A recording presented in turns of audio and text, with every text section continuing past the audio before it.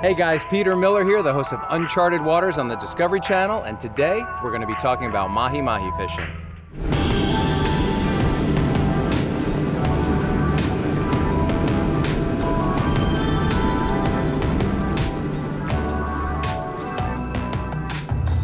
Today's fishing platform is a brand new 39 Invincible with triple 400 Mercury Verados.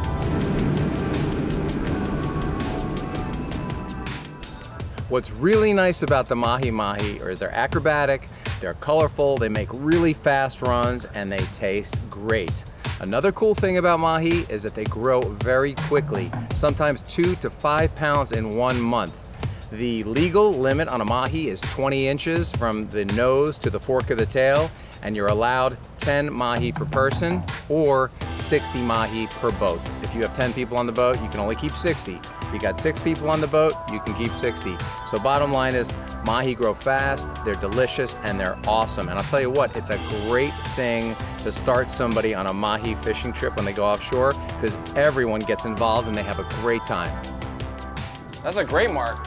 They're solid on the bottom. All right, it's time to get some bait, guys. We need cigars, sardines, and we need some blue runners.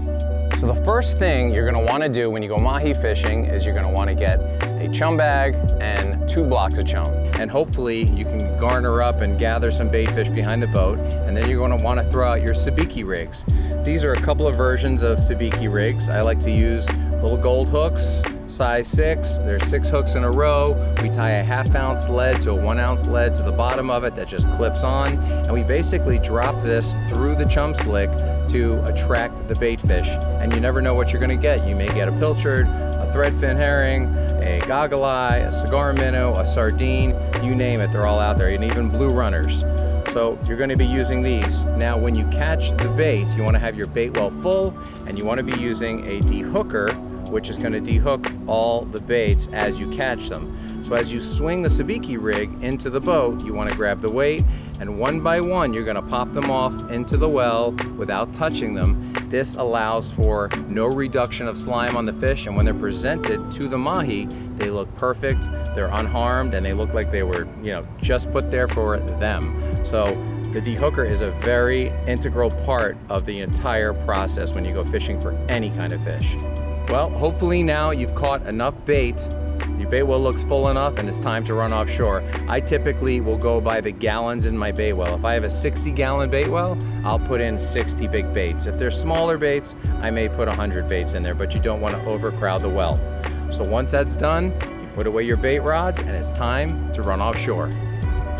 It's always a great idea to bring a bunch of people when you go Mahi fishing. The more eyes on the boat, the better you're gonna do, because the bottom line is you're looking for birds. And if you go out there trolling blindly, no birds, let's put the baits out, hope for the best, you're not gonna be successful.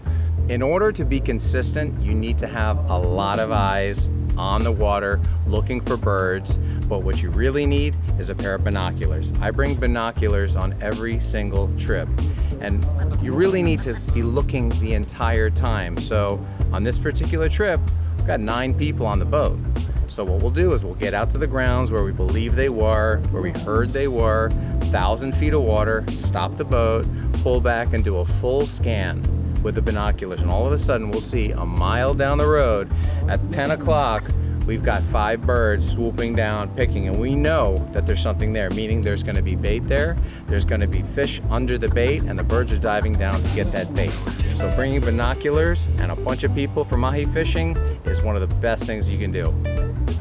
So when you locate the birds, what you're gonna wanna do is you're gonna kind of quarter them. You don't wanna run right through the middle of them, scare everything. So I'll run alongside, I'll run behind or whatever, and we're trying to see if the birds are moving south, if they're moving north, west, east.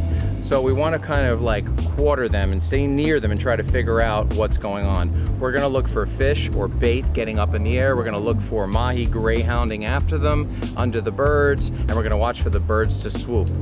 So what we typically do is we'll bring out a small lure like this with about 40-pound test, 50-pound test, and we'll put 1 rod out, maybe 2 rods out, and we're gonna hope to get a bite with this one particular lure to start off the entire frenzy.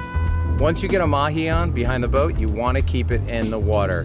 Mahi tend to stick with their buddy that's hooked up. So you want to put that rod in the rod holder, wind the fish close to the boat, and more likely than not, the Mahi are going to come towards you. So at that point, you have a few decisions to make.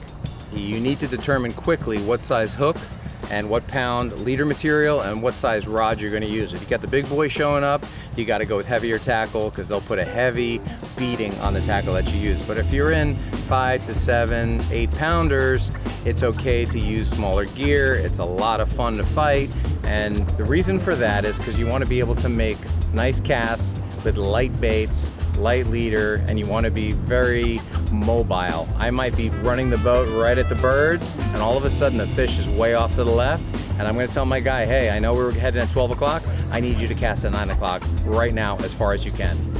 Typically, you want to cast with the wind, so I will set my guys up to be able to cast a long cast with the wind. You rarely want to position your anglers where the wind is in their face, so you want to get them playing the wind like you would in golf, if you will. So spinners are the way to go when you're catching Mahi. What I like to do is I bring a selection of J-hooks. You always want to use J-hooks when you're Mahi fishing because a circle hook, which is great for conservation and great for sailfish and billfish, is mandatory, yet it's not mandatory for Mahi. A Mahi typically, when they feel the pressure, they will jump towards what's giving them the pressure and they'll come at you, and it's hard to hook a fish when they're jumping at you with a circle hook. So we like to use J-hooks. In my hand, I'm holding 4 different sizes, and these will show you kind of what I like to use depending on the size of the fish. I have a large J-hook here, little smaller, and even smaller than that. And if I have to, I'll even camouflage an entire hook with a chunk of ballyhoo or squid. When you hook on the baits, you either want to put the hook through their back, you could put it from their chin through their nose, or you can actually hook them near the anal fin. It doesn't matter. If you've got some fresh live bait, you're gonna hook up. If you can't get live bait, it's always good to buy frozen ballyhoo, frozen squid, thaw them out, have a cutting board, cut all these baits into chunks, and then you can kind of pitch them out, get the fish feeding, they get into a frenzy mode, and then anything you throw towards them, they're gonna eat. And if they're finicky, what I really like to do is go really light, and I'll go to 20 pounds straight, right off the reel. No leader, no nothing. 20-pound mono, straight to a small J-hook, and they'll eat it every time. When you're bringing these fish into the boat, you want to be productive and you want to be as quick as possible. So a longer shank will allow you to get the hook out even faster.